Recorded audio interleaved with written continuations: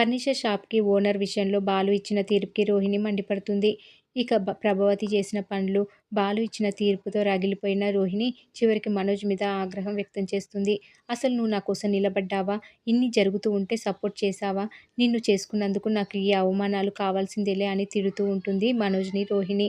ఇక మరోవైపు రోహిణి, మనోజ్‌లు రూమ్‌లో ఇలా గొడవ పడతారు అంటూ బాలు, మీనలు కామెడీ చేస్తారు. రోహిణి పాత్రలోకి మీనా, మనోజ్ పాత్రలోకి బాలు వెళ్ళినట్టుగా యాక్ట్ చేస్తారు. మేడ మీద ఆ ఇద్దరి గురించి కామెడీ చేస్తూ ఉంటారు. రూమ్‌లో కూడా ఇలాగే వాళ్ళిద్దరూ గొడవ పడుతూ ఉంటారేమో అని బాలు, మీనా అనుకుంటారు. ఇప్పుడు మనోజ్ గాడి గురించి రోహిణికి అర్థమై ఉంటుందిలే అని బాలు అంటే, రోహిణి అలా మామయ్య గారి డబ్బుని కాజేయడం తప్పు కదా అని మీనా అంటుంది. ఫర్నిచర్ షాప్‌కి మామయ్య గారిని ఓనర్ చేయడం మంచి పనే అని మీనా అంటుంది. మరోవైపు రోహిణి, మనోజ్ వద్దకి ప్రభావతి వెళ్తుంది. ఇంట్లో జరుగుతున్న అవమానాలు చూశారు కదా! అసలు ఆ డబ్బు ఏదో నాకు చెప్పి ఖర్చు పెట్టి ఉంటే ఇదంతా జరిగేది కాదు.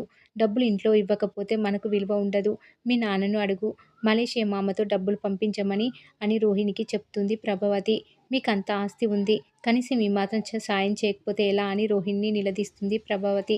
దీంతో రోహిణికి ఏం చేయాలో పాలుపోదు. ప్రభావతి చెప్పినట్టుగా 25 లక్షలు ఎలా సర్దాలా అని రోహిణి తెగ కంగారు పడిపోతూ ఉంటుంది. ఇక మరోవైపు సత్యంని ఓనర్‌గా కూర్చోబెట్టేందుకు బాలు అరేంజ్‌మెంట్లు చేస్తాడు. వాడిప్పుడే బాధలో ఉన్నాడు. ఇలా చేయడం అవసరమా? అని ప్రభావతి అంటుంది. నాన్న అక్కడ ఉంటే కనీసం భయంతో అయినా సరిగ్గా వ్యాపారం చేస్తాడు అని బాలు, మీనా అంటారు. మీరు చెప్తే వ్యాపారం గురించి వాడు నేర్చుకోవాలా? అని ప్రభావతి అంటుంది. మరి మీరు నేర్పిస్తారా? మరోసారి లక్షలు మింగడం ఎలా అని మీనా కౌంటర్ వేస్తుంది. ఇక దాంతో ప్రభావతి సైలెంట్ అవుతుంది. వారు చెప్పినట్టుగా రెడీ అయి వస్తానని ప్రభావతి వెళ్తుంది. మరోవైపు షాప్‌లో ఓనర్‌గా బిల్డప్ ఇస్తూ మనోజ్ తన ఎంప్లాయీ ప్రవీణ్‌ని తిడుతూ ఉంటాడు. ఇంతలో రోహిణి వచ్చి "అలా ఎందుకు తిడుతున్నావు?" అని మనోజ్‌ని ప్రశ్నిస్తుంది. ఇక ఇంతలో అక్కడికి శృతి, రవి వస్తారు.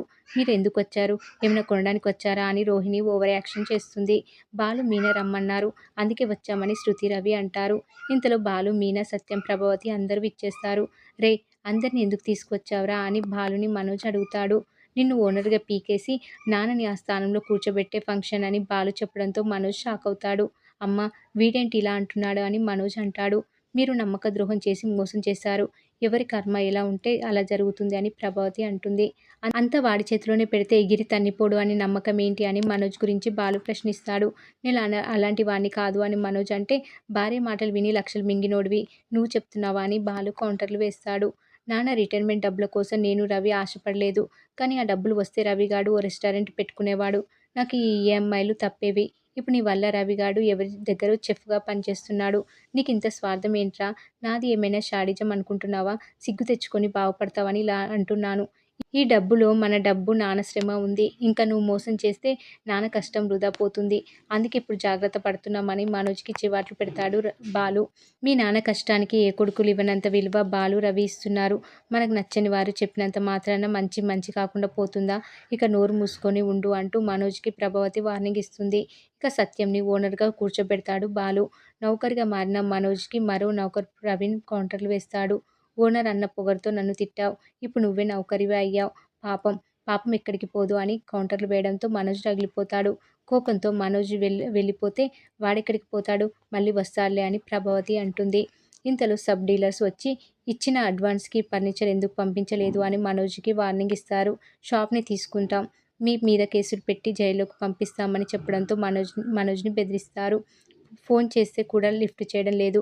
"అసలు మీరేమనుకుంటున్నారు? లక్షలు తీసుకున్నారు. ఒక్క పూటలో సప్లై చేస్తామని అన్నారు.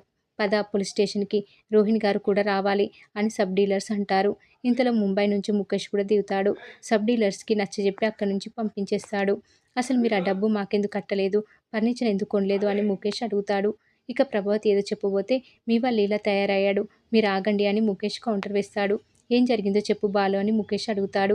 బాలు జరిగిందంతా చెప్తాడు. "నీ మొహం చూసి నీకు డీలర్‌షిప్ ఇవ్వలేదు. బాలు, సత్యం మొహం చూసి నీకు డీలర్‌షిప్ ఇచ్చాను. వాళ్ళు కూడా ఇక్కడే ఉన్నారు కాబట్టి నేనిలా వదిలేస్తున్నా. లేదంటే లీగల్‌గా యాక్షన్ తీసుకునేవాడిని" అని వార్నింగ్ ఇచ్చి వెళ్తాడు ముఖేష్. ఇక ఇంట్లో ఈ విషయంపై పెద్ద గొడవ జరుగుతుంది. చివరికి మళ్ళీ బాలు, మీనలు తమని చూసి అసూయపడుతున్నారంటూ మనోజ్ ఫైర్ అవుతాడు. "మీ ఆయన ఏమంటున్నాడో విన్నావా రోహిణి? ఆ షాప్ చూసింది మా ఆయన. తక్కువ రేటుకి ఇప్పించింది మా ఆయన. మీరు మాత్రం మామయ్య గారి డబ్బులతో షాప్ పెట్టారు. మళ్ళీ డీలర్లు ఇచ్చిన 30 లక్షలు మింగారు. మళ్ళీ మీరెక్కడ రోడ్డున పడతారో, పడుకోవాల్సి వస్తుందో అని మామయ్య గారిని ఓనర్ చేశాడు మా ఆయన అంటూ బాలు గురించి చెప్తూ రోహిణి కడిగి పారేస్తుంది మీనా. మరి ఏం జరగబోతుంది అనేది రాబోయే ఎపిసోడ్‌లో తెలుసుకుందాం.